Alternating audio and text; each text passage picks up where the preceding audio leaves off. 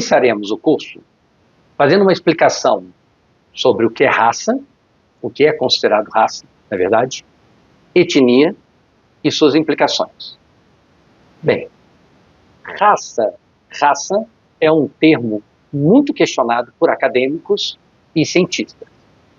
Por quê? Porque biologicamente a genética já mostra que todos os seres humanos que vivem no planeta, eles são iguais, idênticos em 99,9%. Há apenas 1% de diferença. A genética já mostra isso de uma forma muito clara. Então, independente dos aspectos físicos, culturais, seja o que for, os seres humanos possuem uma base idêntica em 99,9%. E este 1%, ele surgiu, tá? As características físicas que nós tivemos, surgiu por uma condição climática, de ambiente, tá? De acordo com como o ser humano se espalhou pelo planeta Terra.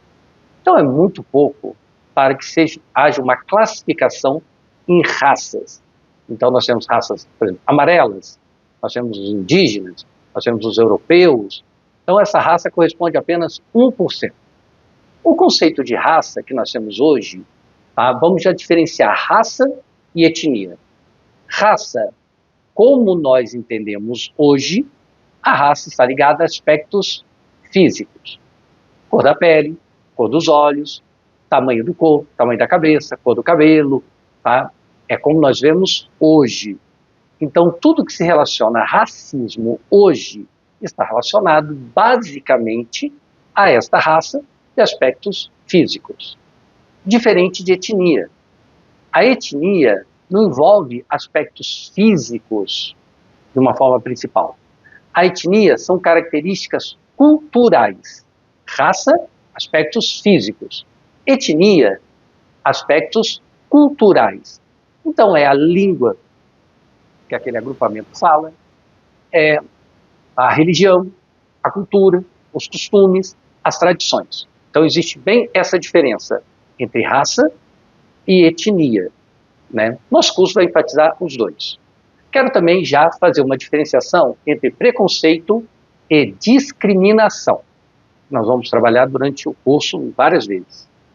Preconceito, ó, conceito. Preconceito é um conceito antecipado, mas o conceito está no mundo do pensamento, está no mundo da imaginação. Uma pessoa, ela pode ter um pensamento preconceituoso em relação a uma raça, em relação a uma etnia, em relação a algum assunto. O preconceito se limita a uma parte interna da pessoa, diferente da discriminação. A discriminação é uma ação, é um ato, que é um crime. Então, o preconceito é uma ideia. A pessoa pode ter aquela ideia, tá? Não deveria ter, mas pode ter uma ideia no mundo dela, ela defende uma ideia. A discriminação não. A discriminação é quando ela comete uma ação. E a gente vê a todo momento, tá? Toda semana sai notícia no Brasil e no mundo, tá? Mas o nosso curso é muito ligado ao Brasil, é de um ato discriminatório, tá? Seja, tá, para um indígena, seja para um negro, seja direcionado ao que for. Então, essa é a diferença. Raça, etnia. Raça, aspectos físicos. Etnia, aspectos culturais. A diferença entre preconceito e discriminação. Preconceito, no mundo das ideias, do pensamento. Discriminação, no mundo da ação. Ela tem uma atitude racista, a que nós temos. Bem, o conceito de raça nem sempre foi como nós temos hoje. Raça, no passado, o termo raça, quando a gente estuda linguisticamente, como a palavra era empregada, que é uma área que eu gosto muito, né? O conceito de raça, no passado, século XIII, século XIV, século XV, não estava ligado a aspectos físicos. O conceito de raça, a ideia que se fazia de raça, era um agrupamento próximo. Então, geralmente, os familiares ou as pessoas que viviam próximas. Isso era o conceito de raça no passado. tá, que a gente tinha. Então vamos lembrar que o ser humano é, por natureza, um ser social. E como ele é um ser social, ele, para sobreviver, busca o agrupamento. Essa é uma característica do ser humano. Quando você estuda antropologicamente, sociologicamente, o ser humano busca o social como uma questão de sobrevivência. Então a raça era aquele agrupamento mais próximo que permitia a sobrevivência. Ao mesmo tempo, havia outros grupos humanos que não eram tão próximos e poderiam ameaçar a sobrevivência do próprio grupo. Então, o que acontecia? Estes grupos vizinhos ou desconhecidos pertenciam a uma outra raça. Então, inicialmente, era esse o conceito de raça. Ao mesmo tempo que o ser humano buscava o agrupamento, ele também se fechava naquele agrupamento, se fechava naquela raça, naqueles próximos, naqueles familiares, aquelas pessoas próximas, e se afastava dos agrupamentos desconhecidos, né? E estes agrupamentos desconhecidos eram consideradas outras raças. Uma palavra interessante que nós temos também na língua portuguesa é rival, está ligada a rio. Por quê? No passado, o rio separava algumas regiões. Então, um agrupamento que vivia num lado da margem considerava uma ameaça o agrupamento, em alguns casos, lógico, que vivia de seres humanos, que vivia no outro lado da margem. Daí, river. River, rio. Riviera, tá? Então, rivalidade. Rivalidade, no passado, era aquele agrupamento que ameaçava. E hoje nós temos a palavra rival, rivalidade, como um adversário que nós temos. Então, originalmente, a palavra raça tem esta ideia.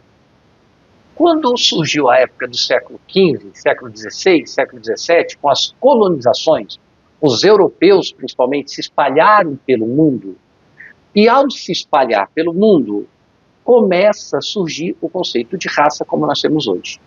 Porque eles começaram a classificar os povos encontrados de uma determinada maneira. E esta classificação estava voltado principalmente para aspectos físicos. Então surgem os indígenas, surgem os asiáticos, amarelos, surgem os negros que nós temos. Só que esse conceito de raça não se limita apenas a isso.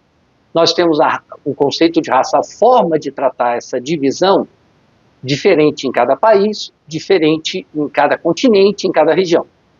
Então, por exemplo, o IBGE, quando faz a pesquisa, ele faz uma divisão de raças, tá, que nós temos no Brasil: negro, pardo, branco, indígena. Então, há uma divisão no Brasil.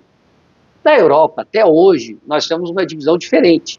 Então, na Europa, eu morei muitos anos na Europa, em países diferentes, e lá há uma divisão entre os nórdicos, os alpinos, os mediterrâneos.